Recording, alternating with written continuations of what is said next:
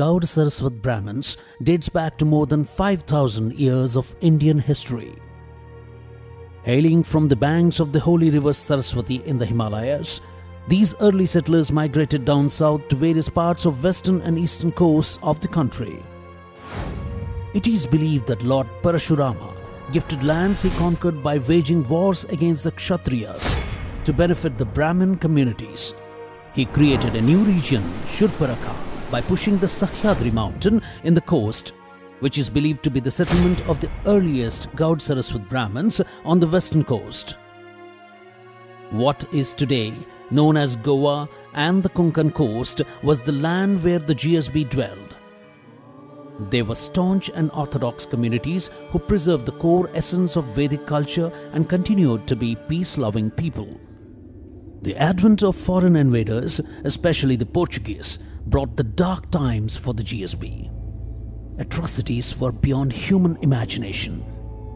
The GSB were forced to convert or lay their lives for not heeding to the foreign rulers. As time passed, they had to migrate further down towards the borders of Karnataka and Kerala to save their skin and preserve the core traditions and the culture of their community. The eclipse of brutality on their community continued in the form of the British Empire, even down south in Kerala. Their temples were invaded and ransacked. Their homes were set on fire. It is believed that several priests and community leaders were humiliated and some were even beheaded. The peace-loving GSBs endured the test of time till India became independent. Today, the GSBs are in top positions across the globe.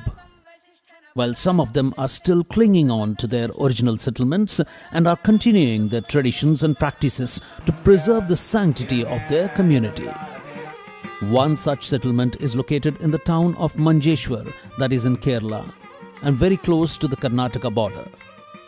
Manjeshwar and several small towns and villages nearby are a reflection of the GSB traditions and culture.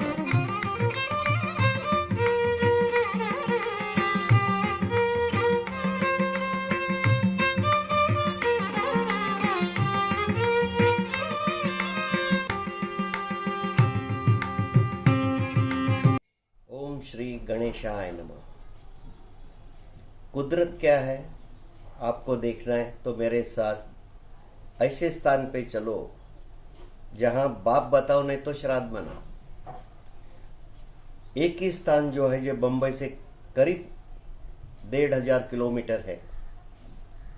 7वीं शताब्दी ने आदि शंकराचार्य सनातन धर्म के सर्वश्रेष्ठ गुरु और 13वीं शताब्दी के गुरु मध्वाचार्य इस मंजेश्वर क्षेत्र में उन्होंने अपना खुद के हाथ से उनके जीवन काल में उस भगवान की पूजा की है।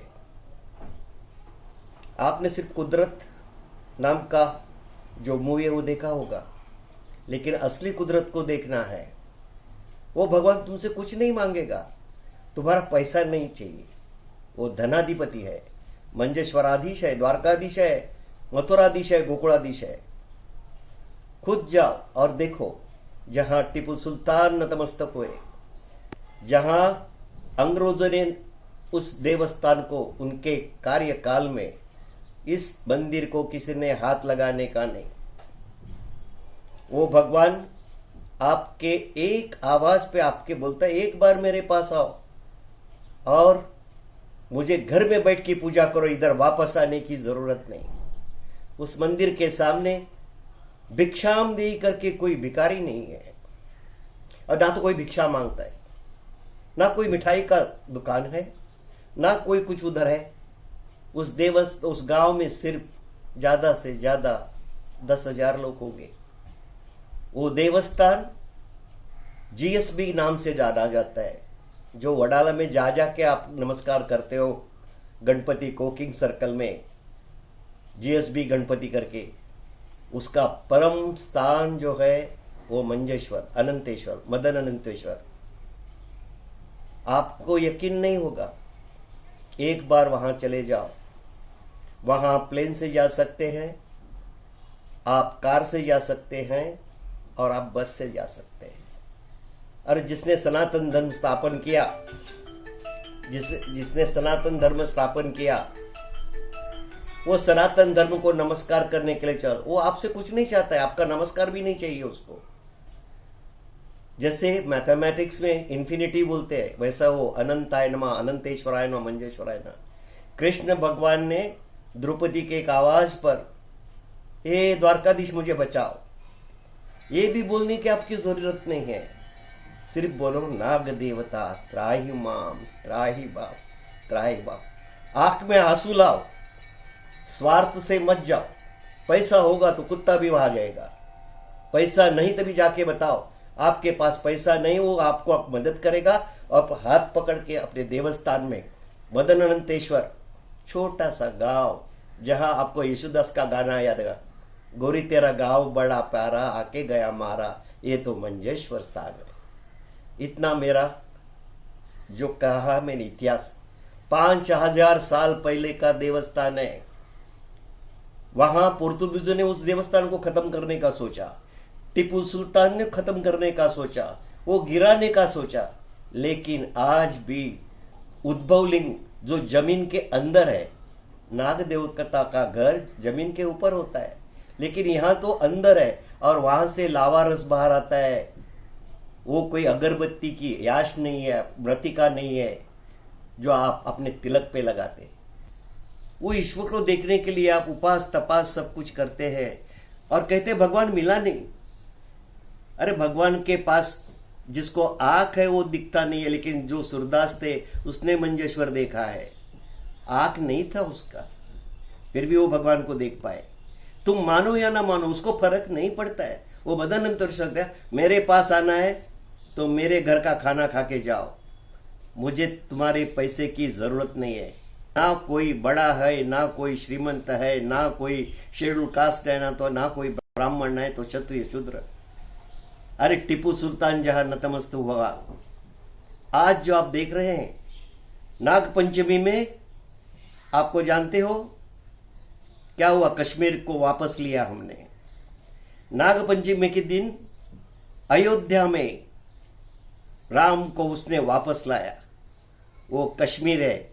वेद व्यास ने साम वेदम, अथर्वेदम, यजुर्वेदम, ऋगुर्वेदम और कृष्ण 5 वेद लिखा है। तो मंजेश्वर भगवान कहते, मैं अगर बोलना चालू करूंगा तो 6ठा वेद लिखने वाला यहां कोई है नहीं।